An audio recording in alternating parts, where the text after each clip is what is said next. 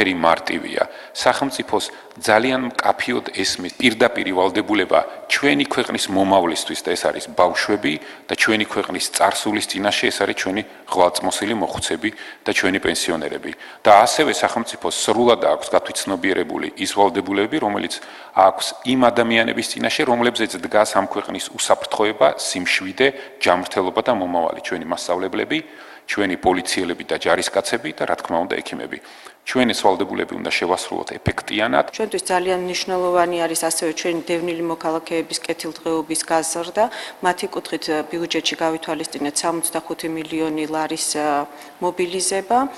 იგეგმება ასევე საკმაოდ მასშტაბური ბინათ დაკანონების პროექტი, რომელიც ითვალისწინებს 2500 მოქალაქისთვის, დევნილი მოქალაქისთვის ბინების დაკანონებას.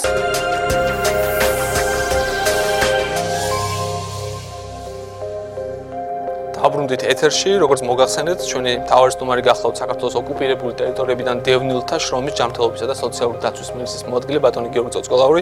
ბატონი გიორგი, გამომდინარე თქვენი სამინისტროს დასახელებიდან, ნათელია რომ ეს არის სამინისტრო, რომლის უწყებაშიც შედის ისეთი საკითხები, რომელიც ძირეულია ალბათ ქართული საზოგადოებისთვის. თქვენი ასე ვთქვათ სამინისტროს უწყების აქტუალობა და ჩვენი დაინტერესება დღეს თქვენს მიმართ გამოიწვია იმ გარკვეულმა ასე ვთქვათ ცვლილებებმა, რომელიც მოიტანა 2020 წლის ბიუჯეტის ახალმა პროექტმა, სადაც გარკვეული ცვლილებები შედის, გარკვეული პრიორიტეტები შევიდა. თავიდან პირველი კითხვა იქნება ზოგადი, რომელსაც ჩვენ შემდგომში უკვე სხვა კითხვებით უფრო დეტალურად ჩავშლით. რა პრიორიტეტები იქნება 2020 წლის ბიუჯეტში, რაზე უნდა გაამახვილოს ქართულმა მოსახლეობამ ყურადღება? პირველ რიგში მოგესალმებით, მივესალმები ტელემაყურებელს. აღნიშნავ, რომ ყოველთვის მოცულობითი წილი ეკავა ჩვენი სამინისტროს ბიუჯეტს, ზოგადად საქართველოს ბიუჯეტში. არც მომავალი წელი იქნება გამონაკლისი. შესაბამისად, მომავალი წლისთვის ბიუჯეტი გვეზრდება 279 მილიონ ლარამდე. აღნიშნული ზრდა ბიუჯეტის იქნება მიმართული კონკრეტულად სოციალური პროექტებისკენ და ერთ-ერთი მასშტაბური პროექტი უკვე გახმოვანებული, ეს არის პენსიების ზრდა. აქვე მოგახსენებთ, რომ 1 იანვრიდან პენსიების ზრდა იქნება ასაკით, რა თქმა უნდა, პენსიონერთათვის, ასევე მკვეთრად და მნიშვნელოვნად გამოხატული და 18 წლამდე ასაკის შეშემე პირებისთვის და უკვე 1 ივლისიდან ეს იქნება უკვე მეორე ტალღა, როდესაც 30 ლარით მოიმატებს 70 წელს ზემოთ ასაკის პენსიონერთათვის და ასევე მკვეთრად და 18 წლამდე მკვეთრად გამოხატული და 18 წლამდე შეშემე პირებისათვის და ეს არ არის მხოლოდ და მხოლოდ დასასრული ამ ზრდაზე პირდაპირ პროპორციულად არის მიბმული მაღალმთიან რეგიონებში დასახლებული ჩვენი პენსიონერებისთვის, იმიტომ მათ დანამატი ექნებათ 20% და ასევე იქ განთავსებული ამბულატორიის ექიმებისა და ექთნებისათვის, რომელთაც შესაბამისად ხელფასზე ექნებათ დანამატი ექიმებს 2 პენსიის ოდენობით, ხოლო ერთანს 1 პენსიის ოდენობით. ეს არის ვრცელი სურათი ის თუ რა შეიძლება ჩვენი კონკრეტული ნაბიჯის გადადგმით, რაც პენსიის მომატება ქვია, როგორ გადანაწილდება თანხები. ბატონო გიორგი, მადლობა. საუბრობთ პენსიებზე, ამ მიმართულებით გავაგრძელებ. ესე იგი, ხშირად არის საუბარი ეკონომიკურ ზრდაზე და მით უმეტეს ბოლო მინისტრთა კაბინეტის ხმაზე ბატონმა გიორგი კახარიამ პრემიერმა აქცენტი გააკეთა, რომ უნდა ისახოს თითოეულ მოქალაქეზე. მაინტერესებს, რამდენად ადეკვატური არის ეკონომიკური ზრდის ის სოციალური შემწეობები. ამ შემთხვევაში საუბარი მაქვს პენსიაზე, იმ საჭიროებებთან, რომელიც მოსახლეობას აქვს. რამდენად ადეკვატური არის, ეს ხო არ არის უბრალოდ იმ ლარის რყევების დაბალანსება, თუ შეგვიძლია ვისაუბროთ, რომ არ ვიცი, ალბათ თქვენ გაქვთ გარკვეული ტიპის გათვლები, რამდენად შეიძლება შეამციროს ახალმა პენსიებმა ან სიღარიბემ, მით უმეტეს რეგიონებში, რა ეფექტს მოგცემს სოციალურს ეს პენსიების ზრდა, გარდა იმისა, რომ ცხადია ასე ნატურალურად მოსახლეობას უფრო მეტი ექნება ასაღები ბანკში პენსიის სახით. ანუ რა იქნება ეფექტი ამ გაზრდილი პენსიებისა და რამდენად ადეკვატურია თქვენი აზრით? მაქსიმუმია ის საკითხი შეიძლება. ჩემი აზრით, გათვლები გაკეთებულია ძალიან ოპტიმალურად და ეს არ იქნება რიგი პრობლემების მიზეზი, რაც თქვენ ჩამოთვალეთ და რაც შეეხება ამ კუთხით სოციალურ სოციალური ფენის კმაყოფილებას, რა თქმა უნდა, მოდი ვთქვათ, რომ ეს ძალიან მნიშვნელოვანი იქნება კონკრეტულად მაღალმთიან რეგიონებში მცხოვრები პენსიონერებისთვის და ზოგადად 70 წელზე ზემოთ ადამიანისთვის 50 ლარიანი პენსიის და რომელიც გამოწვეული იქნება 1 ივლისიდან, მე მგონი რომ ეს თითოეული ოჯახისთვის და თითოეული პენსიონერისთვის ძალიან დიდი დახმარება იქნება და მე ვთვლი რომ ეს პირიქით გააუმჯობესებს მათ ყოფას. ჩაგეკითხებით მოკლედ მართალია ამ ძირითადად ჩვენხებით 2020 წლის ბიუჯეტს თუ ალბათ მოსახლეობის მიყურებს ძალიან დაინტერესებული იქნება თუ გაქვთ საშუალო გზელოდიანი გეგმა იმ პერსპექტივისა როგორ შეიძლება გაიზარდოს პენსიები უახლოესი წლების განმავლობაში და რა ნიშნულზე შეიძლება მივიდეს განჭვრეტად მომავალში. ანუ ამ კონკრეტულ სიტუაციაზე უფრო ოპტიმალურ პასუხს ალბათ ფინანსის სამინისტრო გავცემს, ჩვენ ვაწვდით მონაცემებს, შემდეგ ვჯერდებით, გავდივართ ეკონომიკურ პარამეტრებს, ასე რომ ჯერჯერობით მე პირადად ეს ინფორმაცია საბჭოთა ელაპოს. ბატონო გიორგი, აი მინდა შევეხოთ სოციალური პოლიტიკის ისეთ მნიშვნელოვან თემას, როგორც არის სოციალური მომსახურების სფერო და თვითონ ეს სოციალური მომსახურების სფერო საქართველოსთვის მაინც რაღაცა ცოტა უფრო ახალია, ხო? სოციალური მომსახურების სფერო გულისხმობს, ასე ვთქვათ, იმ ჯგუფების, ასე ვთქვათ, დახმარებას, რომელსაც განსაკუთრებული საჭიროება ჭირდება, მაგრამ საქართველოში ძალიან სოლიდური ნაწილია ესეთი, რომელსაც ჭირდება განსაკუთრებული დახმარება, ხო? ადამიანებს უდგათ სერიოზული ეკონომიკური სირთულეები და ასე შემდეგ, ხო? აი, თქვათ, როგორი არის ჯანდაცვის სამინისტროს სტრატეგია, თქვათ, თუ იგეგმება რაიმე სოციალური სერვისის სფეროს მოდერნიზაციისთვის და თქვათ რეფორმაციისთვის. აი, მაგალითად, გულისხმობ იმას, რომ აი თუნდაც მაგალითად ავიღოთ აი საბინაო პრობლემა დევნილერთან მიმართებაში, ხო? და პრინციპში არა მარტო დევნილერთა საბინაო პრობლემა შეიძლება არსებობდეს ასევე სხვა, ასე ვთქვათ, სოციალურ ჯგუფებშიც. ასევე ჩვენ ვიცით, რომ გამოიკვეთა, თქვათ, პრობლემები სოციალურ მუშაკებთან და თვითონ ამ ინსტიტუტთან მიმართებაში. ხო, აი რა შეიძლება უთხრათ მოსახლეობას, რა შეიძლება გაკეთდეს ჩვეულებრივი ადამიანების, ასე ვთქვათ, დასაცავად. ბატონო. დავამატებ დღეს პროტესტი ჰქონდა ადგილი ჯანდაცვის სამინისტროში, რომელსაც დევნილთა, ასე ვთქვათ, წარმომადგენლები, დევნილი ადამიანები ითხოვდნენ ბინით დაკმაყოფილებას. ამ მიმართულებით თუ გაქვთ პასუხი და რა შეიძლება იყოს პასუხი? ძალიან დიდი სიამოვნებით გაგცემთ პასუხებს, ცოტა ვრცელი იქნება ჩემი მხრიდან პასუხი, თუნებას დავთავთ. მოდით პირველ რიგში დავიწყოთ სოციალური კუთხით. სოციალური კუთხით, სოციალური ანაზღაურებების კუთხით, რომელიც მაგალითად უმუშევრებს ან სოციალურად გაჭირებულ ფენებს უნიშნავთ, ამ კუთხით უკვე გადაიდგა ძალიან მნიშვნელოვანი ნაბიჯი, როდესაც ეს გავაჟღერეთ და უკვე ეს რა თქმა უნდა პრაქტიკაში არის დანერგილი. თუ სამუშაოს დაიწყებს სოციალურად დაუცველი, მას 1 წელი უნარჩუნდება ის სოციალური სახადი, რომელიც მოცემულ მომენტში აქვს დანიშნული. ანუ ეს კიდევ ერთი დიდი წინგადადგმული ნაბიჯი იყო იმისთვის, რომ ეს კეთდება იმისთვის, რომ სტიმული ქონდეს, რა თქმა უნდა, რომ სტიმული ქონდეს და უბრალოდ არ იყოს სახში იმის გამო, რომ სოციალურ გადასახადს იღებს და ამის გამო დემოტივაცია ქონდეს მუშაობისთვის. ეს იყო ძალიან პრინციპული ნაბიჯი. გარდა ამისა, ბავშვებზე მომატებული 50 ლარიანი ვაუჩერული სისტემა, რომელიც ასევე არ უჩერდება მას არც იმ 1 წლის მერე, როდესაც სოციალური სახადი უჩერდება. ეს ერთ-ერთი ბრწყინვალე იდეა იყო და ბრწყინვალე განხორციელება. ამის გარდა არის ისე ზოგადად მოსახლეობაში განცდა, რომ სოციალური აგენტები შეფასების დროს რაღაც გამჭვირვალობასთან დაკავშირებით პრობლემები არის ქულების სისტემებთან. ამასთანავე მინდა დავამატო ამ კონკრეტულ თემას, რომ გადავდგით ამისთვისაც უკვე ნაბიჯი და ვყიდულობთ შესაბამის პლანშეტებს, რითიც ივლიან აღჭურვაში ექნება თითოეულ სოციალურ აგენტს, ვიზიტის დროს კონკრეტულ ლოკაციას დააფიქსირებენ, გადაიღებენ სურათებს, გადაიღებენ ვიდეოს, რომელსაც ასევე თავის შეწონვითი კრიტერიუმი ექნება და ეს კიდევ უფრო მეტი გამჭვირვალობა იქნება იმისთვის, რომ მუშაობთ ისე როგორც უნდა მუშაობდეთ ზოგადად.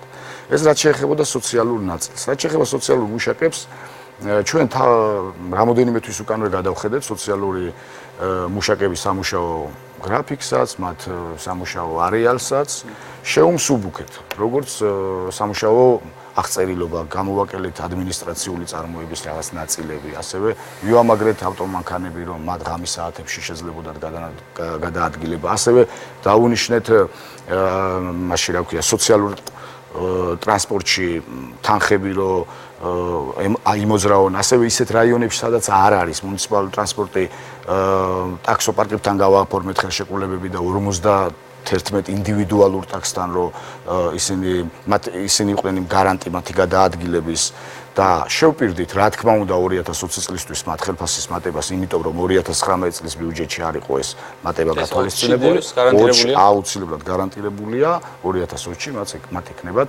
ხელფასების ზრდა. და გადავიდეთ ამ ბოლო ერთი კვირის მანძილზე აქტუალურ თემაზე, დევნილებზე. რაც შეეხება დევნილების 2020 წლის ბიუჯეტს, აქედან დავიწყებ, აქაც მატება გვაქვს 10 მილიონი ლარით და უცებ ჩამოვთვლი რას ვაპირებთ. დაახლოებით 2500 ბინამდე იქნება შეძენილი და გადაცემული დევნილი ოჯახებისთვის, ასევე 600-ზე მეტი სოფლად სახლის პროექტის ფარგლებში იქნება შეძენილი სოფლად სახლი და გადაცემული ასევე დევნილ ოჯახებზე. 190-მდე ეკომიგრანტ ოჯახს გადაეცემა მუდმივი საცხოვრებელი და ვაპირებთ ძალიან მაღალ აქტივობას მომავალი წლისთვის, ეს არის დაკანონების კუთხით და 3000-ზე მეტი დევნილი ოჯახი დაკმაყოფილდება დაკანონებით იმ ფართებში, სადაც ამ წუთას ცხოვრობენ. დაახლოებით თუ არის აღრიცხული დევნილთა რა რაოდენობის ადამიანები დაკანონების პრობლემა? დაკანონების პრობლემას დაახლოებით 5000-ზე მეტი ოჯახი არის. უბრალოდ 2020 წელს მოხდება 3000-ის პარკლებში. დაახლოებით ეს არის ყველაფერი დამოკიდებული თუ როგორ შევთანხმდებით ოჯახებთან, ამასაც დიდი მნიშვნელობა აქვს დამერწმუნებით, იმიტომ თუ არ შევთანხმდით ვერ დაუკანონებთ, ანუ მათზე იქნება აბსოლუტურად ეს ყველაფერი დამოკიდებული და მომავალ წლისთვის ვფიქრობთ, რომ დაახლოებით 7000-მდე, 7000 შეიძლება ოდნავ მეტი ოჯახი დავაკმაყოფილოთ მუდმივი საცხოვრებელი ფართით. ეს იქნება მერწმუნეთ ერთ-ერთი გრანდიოზული წელი ამ ბოლო რამოდენიმე წელში.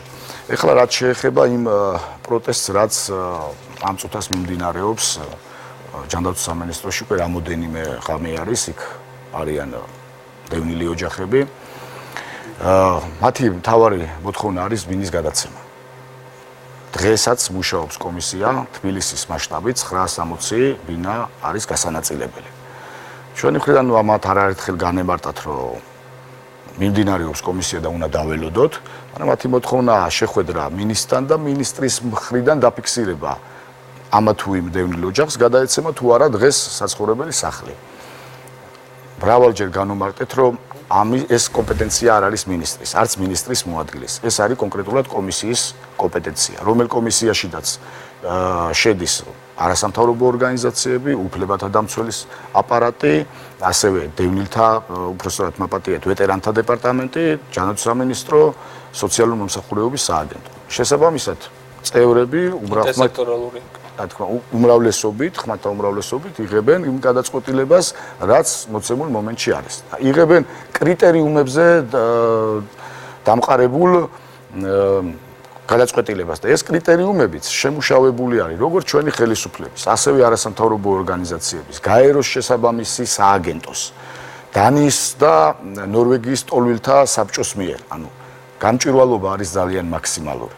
მაგრამ როგორც ჩანს, ჩვენი ვარაუდია ყოველ შემთხვევაში, რომ ეს ხალხი თავიდანვე ალბათ ინფორმირებული არის იმ კუთხით, რომ ყველამ თავისი იცის, ვინ საცხოვრობს, როგორ ცხოვრობს, რა თავშესაფარი აქვს, რომ აპრიორი გონიათ, რომ ვერ მიიღებენ ბინას და შესაბამისად ხდება ეს პროტესტი. ასევე არის მე როგორც მსმენია ხშირად ეს არის რიგის პრობლემები, ხო? ზოგს ანუ აი ზუსტად მაგას ვიძახი, რომ აი ეს კრიტერიუმები განსაზღვრავს რიგისობას. ანუ კრიტერიუმები ანიჭებს ქულას, ქულა შესაბამისად არის რიგის პრაქტიკულად ნომერი. აუცილებლია და ესეც გამოწვეულია იმის გამო, რომ იმ ბიუჯეტიდან გამომდინარე, რაც გვაქვს დღეს საქართველოში, ვერ ვაკმაყოფილებთ ყველა დევნის ერთბაშად, ერთ წელიწადში, შესაბამისად შემუშავდა ეს კრიტერიუმები, რომ რიგისობა მინიჭებოდა გამჭვირვალედ, ღიად და ზუსტად იმ საჭიროებებიდან გამომდინარე, ვისაც კონკრეტულად ამ მომენტში ჭირდება უფრო მეტად ის საცხოვრებელი ფართი.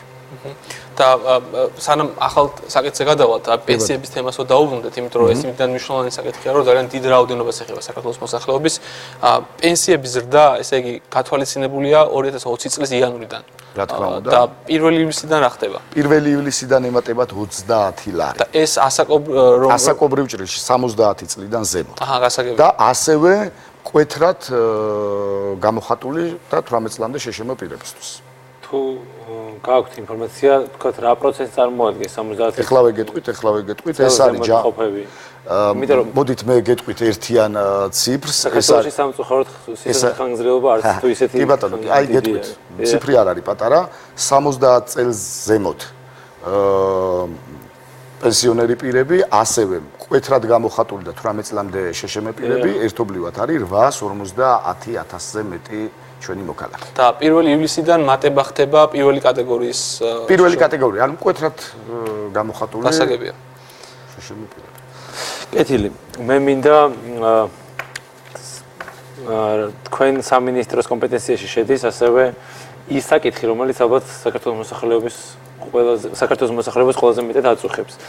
ყველა გამოკითხვით, ყველა ასევე გამოკითხვის გარეშეც, ასე ვთქვათ, ყველანაირი შეგრძნებით შეგვიძლია ვთქვათ, რომ დასაქმების საკითხი არის ის, რომელიც არის ნომერ პირველი პრობლემა საქართველოს მოსახლეობის. თქვენი სამინისტროს კომპეტენციაში ეს არასრულად, მაგრამ გარკვეულწილად შედის. ცხადია ეკონომიკური ზრდა, ინვესტიციების მოზიდვა და ასე შემდეგ, რომელზეც საუბარი არის ეკონომიკური გუნდიდან, აისახება დასაქმებულთა რაოდენობაზეც და უმუშევრობის კლებაზეც. მაგრამ მე მინდა გკითხოთ, თქვენ საიტს ვეცნობოდი დღეს. თქვენ გაქვთ ერთი კვლევა ასევე ჩატარებული შრომის ბაზრის კვლევა, რომელიც გულისხმობდა, რამდენად ადეკვატურად არის მოთხოვნა და მიწოდება შრომის კვალიფიკაციის და ის მოთხოვნები, რომელიც არის ბაზარზე. მე ვrჩება ყოველ შემთხვევაში შთაბეჭდილება, რომ სახელმწიფო ამ მიმართულებით ძალიან პასიური, ანუ არ დგავს იმ ნაბიჯებს, რაც ეხება, თქვათ, რეკვალიფიკაციას მუშაძალის და იმ ესე იგი 10 თენის შევსებას, გეფის შევსებას, როგორც ეძახიან, რაც არის მოთხოვნაზე, ბაზრის მოთხოვნასა და მოსახლეობის კვალიფიკაციის შორის. კი ბატონო, პროცესები არის, ხა და რა შეიძლება რომ არის პრობლემა არის, გაგცემთ პასუხს. ჩვენი სამინისტრო მოგეხსენებათ იმყოფება რეორგანიზაციის პირობებში. შესაბამისად ამ რეორგანიზაციიდან გამომდინარე მოხდება სტრუქტურული ქვედანაყოფის გამოყოფა სოციალური მომსახურებების სააგენტოდან და ჩამოყალიბდება ახალ სააგენტოდ, ეს იქნება შრომის და დასაქმების სააგენტო, ეს იქნება პირველი ნაბიჯი, რომ განვაცალკევოთ და კონკრეტულად უფრო მეტი დატვირთვით ვიმუშაოთ აი ამ კონკრეტული მიმართულებით. ასევე ამ მოცემული მომენტისთვის მინდა გითხრათ, რომ ძირითადი ორიენტირი გაკეთებული გვაქვს სოციალურად დაუცველებზე და რა თქმა უნდა უმუშევარ ჩვენს მოქალაქეებზე, მათ ვარეგისტრირებთ პროგრამა არის ასეთი WorkNet-ი. ასევე გვაქვს ამდენად პოპულარულია WorkNet. იცით რა არის, მოდი ვალდებულებები გვაქვს შესრულებული, მაგრამ არა, ვალდებულებებით არ ვსაუბრობ. მე ვსაუბრობ უბრალოდ რას ვაკეთებ და ახლა მე გეტყვით. არა, ახლა გეტყვით, რომ აი კიდევ იქ მივალთ. რომ მოცემული მომენტისთვის გვაქვს ვაკანტური ადგილები მერწმუნეთ და დივერსიფიცირებული გვაქვს, რომ 500 ლარზე ნაკლები არ უნდა იყოს, მაგრამ შესაბამისად მაინც ვაწყდებით იმ პრობლემას, როდესაც თვითონ ადამიანს არ უნდა მოცემულ მომენტში დასაქმება. აი ახლაც მიმდინარე მომენტშიც ჩვენ ვაიგზავ და ვსაუბრობთ, 2000-მდე ვაკანსია არის დაფიქსირებული. მეორე ტალღას ვიწყებთ გადამზადებისას, პროფსასწავლებლებთან გვაქვს ხელშეკრულებები, ოქტომბრიდან 1500 ადამიანი გადამზადდება კიდევ.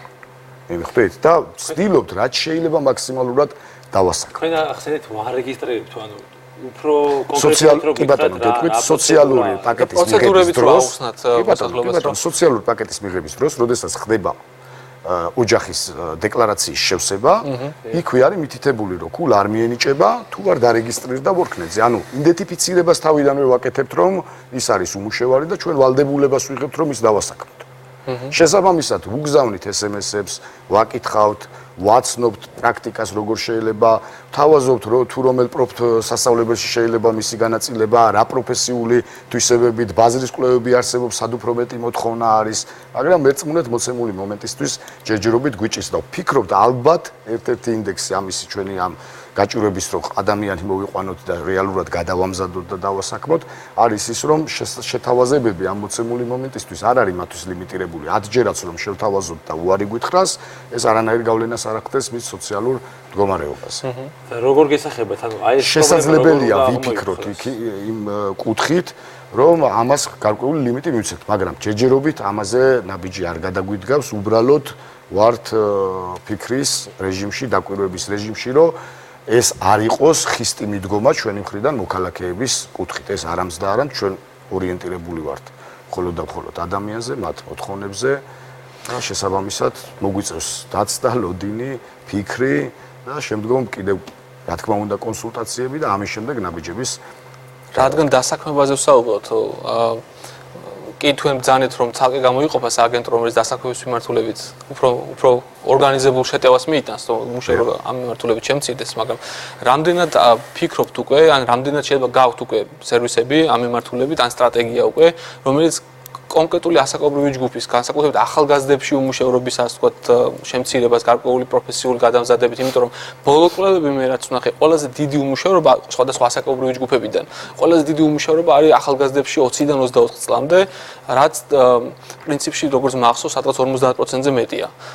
ამ მიმართულებით იმდენ სპეციფიური ჯგუფია ეს, რომ თუ იგეგმება რაიმე სტრატეგია, რომელიც კონკრეტულად ამ ორგანიზებულ შეტევას მეიტანს უმუშევრობის აღმოფხვის კუთხით. დიდი ბოდიში, რადგან პროცენტები ახსენე, შანს ესე ხელიდან ვერ გავუშვებ, ეს კითხვა არ დაგისვათ.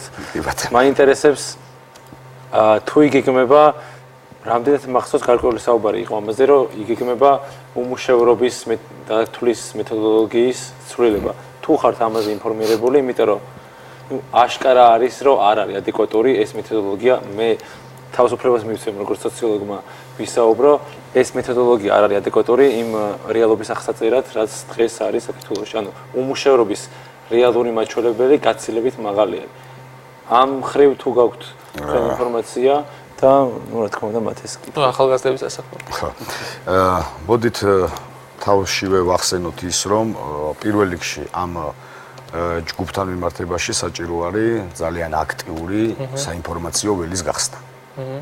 და მათი დაინტერესება ამ კუთხით და რა თქმა უნდა ამისთვის ნაბიჯებს ვდგავთ. იქნება ღონისძიებები, ამისთვის კეთდება ხოლმე სპეციალურად ვაკეთებთ შეთავაზებებს სასწავლებლებში, ეს იქნება პროფსასწავლებლები თუ სხვა საგანმანათლებლო დაწესებულებები, ვიწვევთ მათ, უფორმებთ ხელშეკრულებებს, შემდეგ გვაქვს შრომის დასაქმების ფორუმები, სადაც წარმოდგენილია რამოდენიმე უბრალოდ მრავალი კომპანია თავისი ვაკანტური ადგილებით მოუყავს ზუსტად ეს სამიზნე ჯგუფი, ვაცნობთ, ეს არ არის დაწყებული გუშინ და გუშინწი.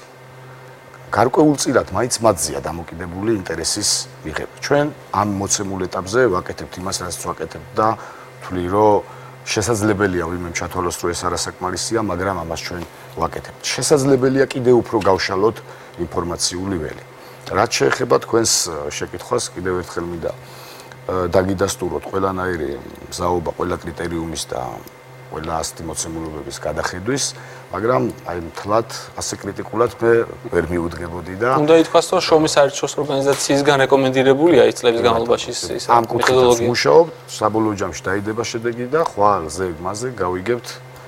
ეგ საინტერესოა ძალიან. არ გვაქვს ხა დრო შინაარსი შევიდეთ, თუმცა იმედი მაქვს, რომ გადაიხედება, იმიტომ რომ ყოველდღე დარღვეული არის ბალანსი, ანუ შეიძლება ძალიან მცირე ჯგუფ ადამიანების, მაღალ შემოსავლიანი ადამიანების შედეგით ყოველთვიურად იზრდება საშუალო შემოსავალი, რაც არ არის ადეკვატური. კეთილი, მადლობა. ბატონ გიორგი, აუცილებლად უნდა შეკითხოთ, ჩვენ ძალიან გვაინტერესებს ბოლო დროს ეს ერთ-ერთი ყველაზე აქტუალური სოციალური და შეიძლება რაღაც გაგებთ პოლიტიკური პრობლემაც არის, მაგრამ ამ შემთხვევაში თქვენთან როგორც მინისტრის მოადგილისგან გვაინტერესებს შრომის უსაფრთხოებასთან დაკავშირებით, ხო? და ნუ იგეგმება რაღაცა ცვლილებები, თქვათ რომ გაიზარდოს მანდატი, ასე ვთქვათ, შრომის ინსპექციის.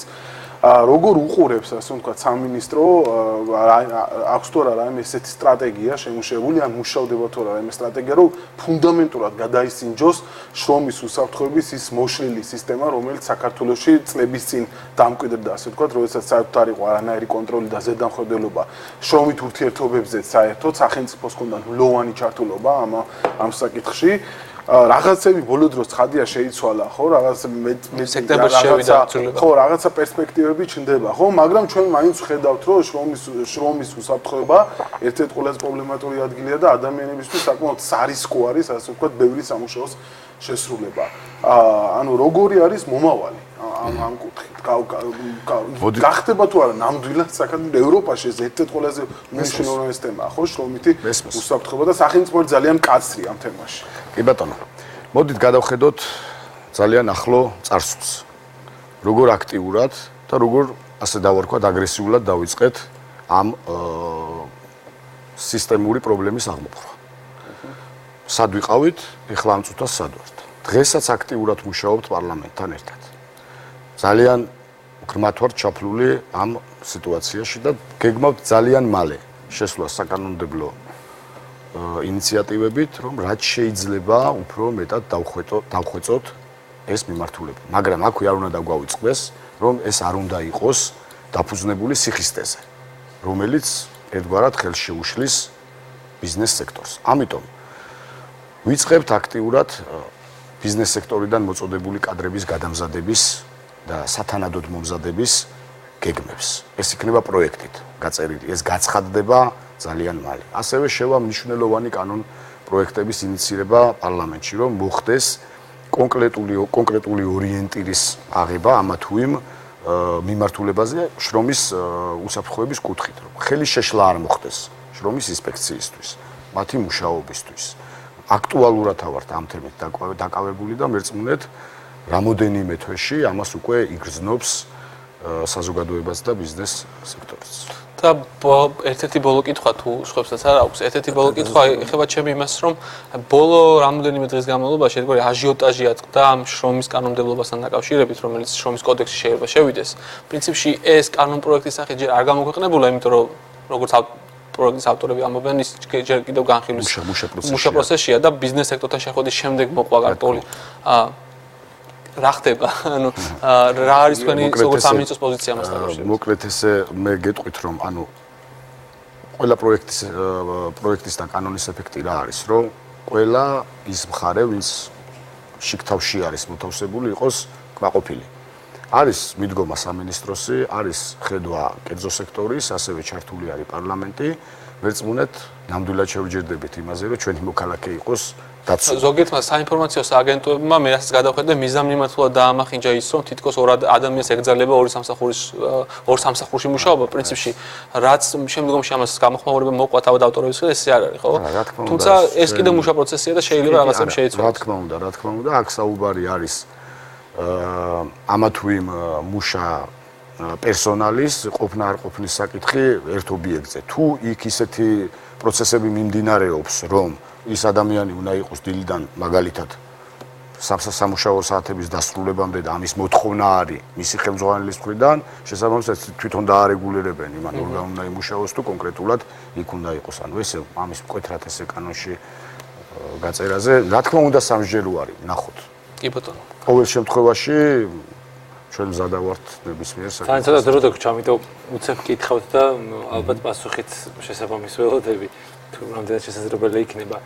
მაინტერესებს მინიმალურ ხელფასთან დაკავშირებით თუ იგეგმება უახლოეს მომავალში გარკვეული ცვლილებები ან ინიცირება იმისთვის, რომ საკანონმდებლო დონეზე განისაზღვროს მინიმალური განაზღაურება საათობრივად, რა შეიძლება კონდეს ადამიანს. ეს საჯარო სექტორში მეუბნებით თუ ზოგადად, ან შეიძლება კიდევ ერთხელ მინდა დაგიდასტუროთ, რომ არ მინდა სხვა სამინისტროს კომპეტენციაში ჩარევა. ამ შემთხვევაში ჯანმრთელობის სამინისტრო არა ვართ ამის გამსაზღვრელი, ამიტომ თავ შევიკავებდი ამ კითხვასთან მიმართებაში დიდი ბოდიშის მოხდით. მადლობა. კი ბატონო, ჩვენ დღევანდელი ეს პანელი, ეს რუბრიკა, ასე ვთქვათ, პრინციპში ბოლოსკენ გავედით.